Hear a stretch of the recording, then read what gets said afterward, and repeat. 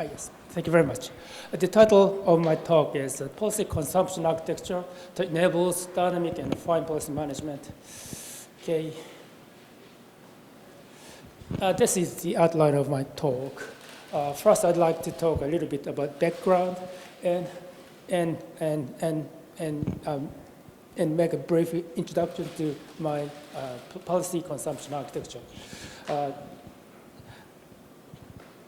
Next, we talk about my prototype implementation by using XML and HTTP, and after showing some characteristic in terms of trust, we show some use scenarios, one or two use scenarios.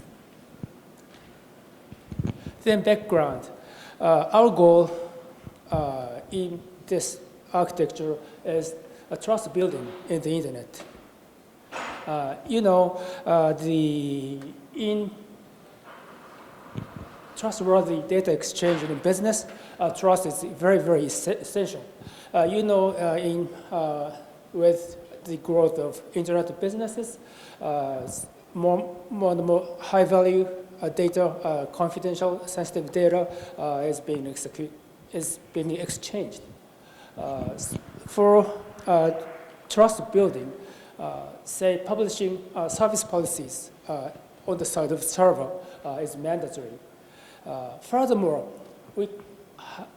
we must say that we need some guarantee that the published service is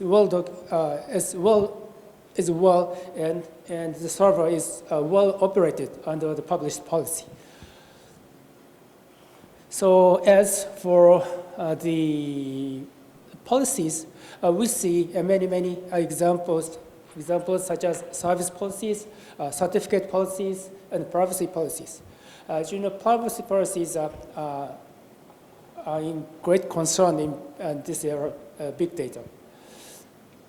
As for the correctness, we have some, say, realistic solutions, such as by using some social systems. We have some audit system, and auditor guarantees the correctness of the published policies. The second example is that by using contracts, the participants can trust each other. The third example is, system is reputation. Reputation is, say, groundless, but anyway, it works anyway. Okay, we have some framework for trust. We list two typical frameworks for trust. One is the trust framework that is static and authority-based one. US ICANN, Open Identity Exchange, UK Cabinet Office, and Europe's EduGain, they all built established trust framework. This is characterized by policy publishing and contracts. The second item is the reputation-based evaluation systems. This is characterized by non-authority-based one and user's responsibility. Our reputation is groundless, so this system is groundless. However, the building trust by this system takes a low cost, and for example, Google's evaluation sites is based on reputation systems. So it works very well for now. As for the defining of policies, we have many standards and templates. For example, ISO have defined many standards for policies and operation and securities and privacy, something like that. As for certificate policies, we have already RFC 3647. And furthermore, we have WTCA program by AICPA, CICA, CSA. So this is implemented by the color of address bars of browsers, okay? Green, white, and red. As for privacy policies, actually, it has a very long history.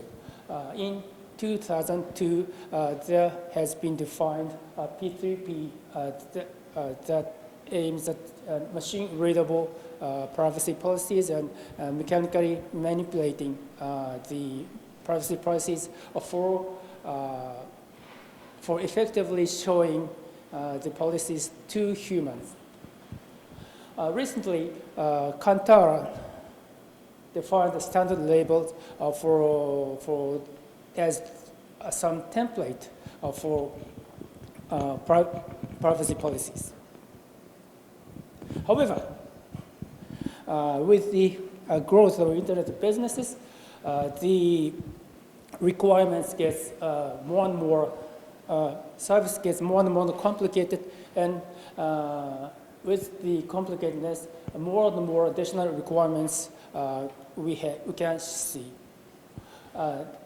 Among those, we show two requirements.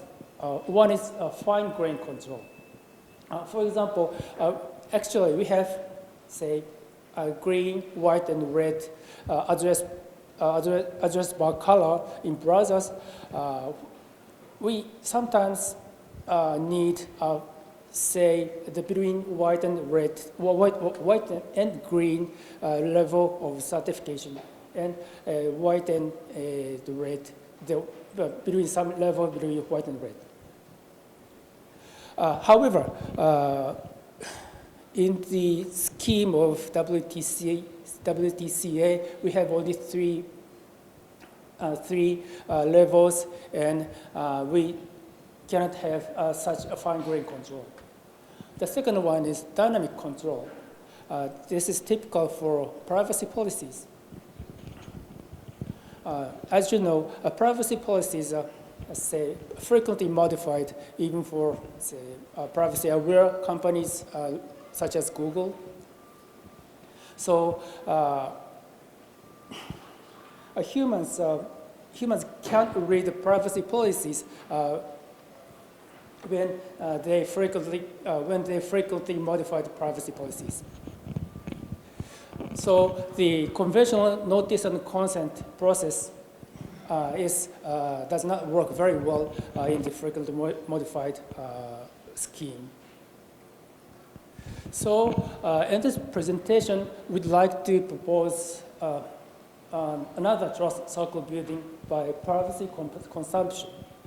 This is characterized as in this sheet. First, service-side policies are published in a machine-readable form. As a fundamental assumption, a common schema between clients and servers are defined. Second, client has its own policies of service subscription. Then client gets and evaluates site policies of service subscription. Because service policies are not machine-readable, clients can easily get the policies. When service-side policies are conformant with client's policies, they subscribe services according to the evaluation. Now, client can have such evaluation policies, then the fine control or the representation of fine client policy can be represented. Then the other feature, we listed three features here. This scheme, anyway, evaluates policies. It's not a reputation-based one. Fine control according to client policies is enabled, as I said before. Then dynamic evaluation is enabled. This is not contract-based, but based on client's policy and server's policy. This is not trust framework.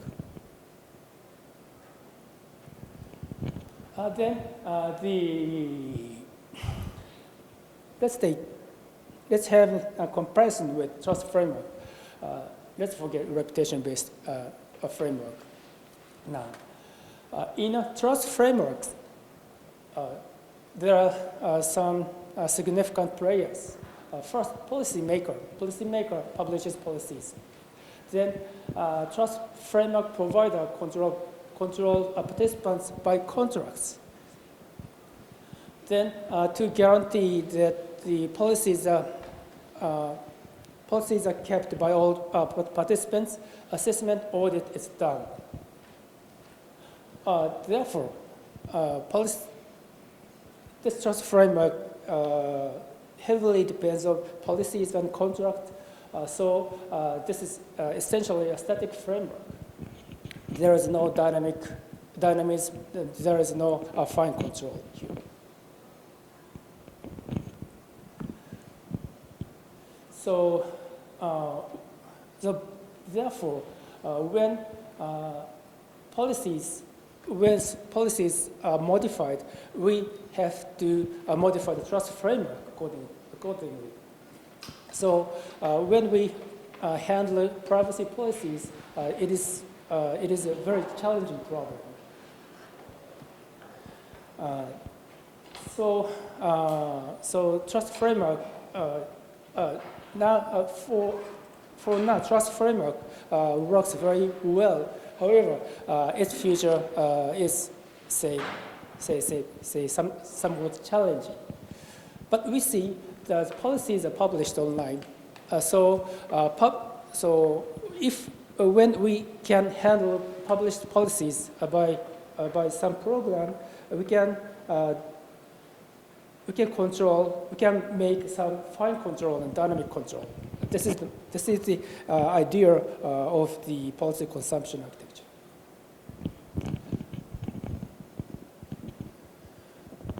So this is policy consumption architecture. In our architecture, clients have its own policy, and clients evaluate servers' policies by their policies. To have negotiation between servers and clients, we need a common schema between clients and servers. Therefore, in comparison with say, a trust framework, policy schema maker is needed instead of policy makers. Okay. As for the guarantee, we still need audit systems. It is just another trust anchor in a consumption architecture. Okay, this illustrates our explanation so far. So a client, this is a client, that is a server, and client requests services together with the request for service policies. The server first sends policies to client, and client uses some program to evaluate and determine whether the server policies is conformant with the client policies. Then if it is okay, then clients first subscribe the service. This is all done by program that there is no human intervention.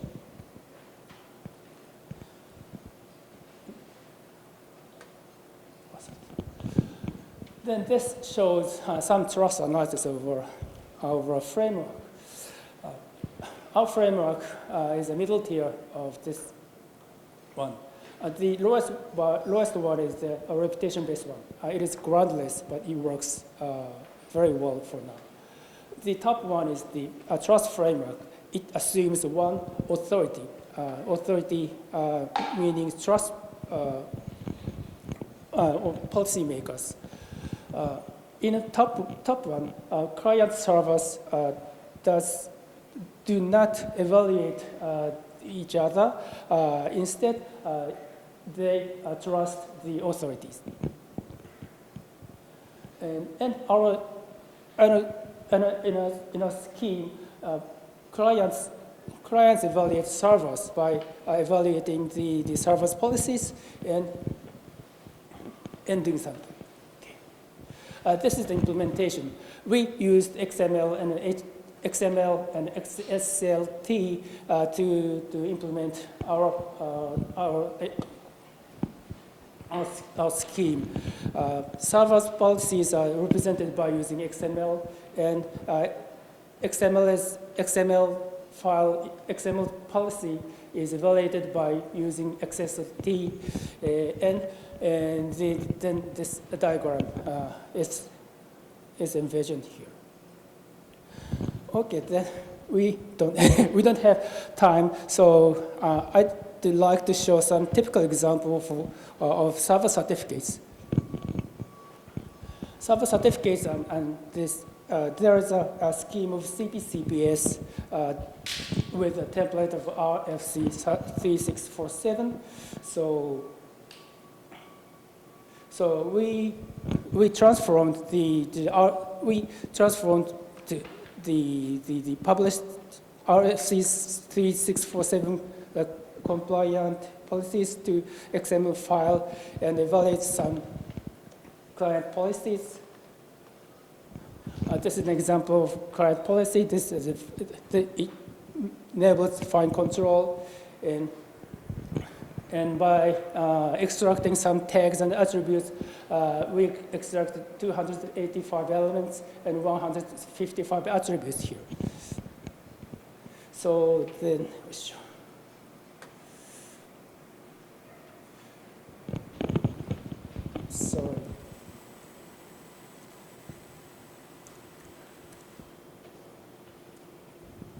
Okay, this is the XML CPCPS. Then you can show that in addition to the text, we show some tags. So when we evaluate this one with some XSL style sheet, then we have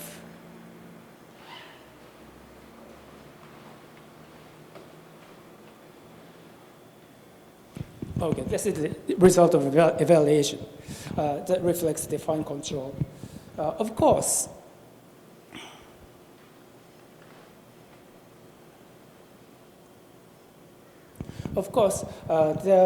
we have written some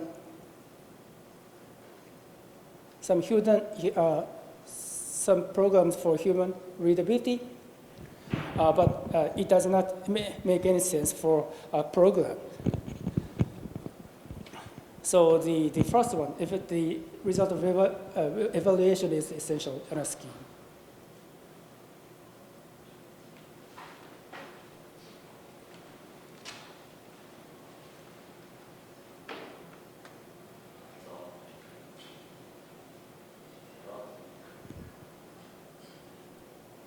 Okay, in the same way, we can do similar things as for the privacy policies.